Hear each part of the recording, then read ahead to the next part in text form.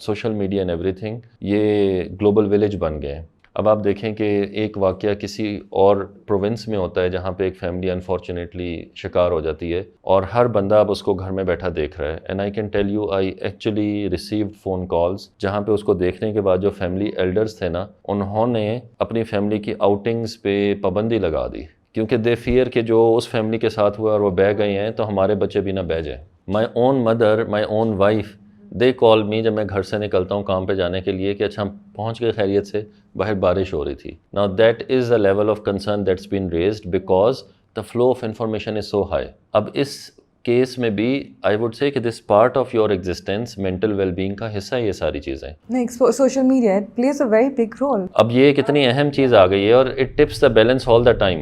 مطلب میں اپنے گھر والوں کو ہمیشہ کہتے رہتا ہوں کہ most of the social media is fake. لوگ نا لائکس اور شیئرز اور حاصل کرنے کے لیے سنسنی پھیلاتے ہیں، لیکن the toll it takes on the community is so big.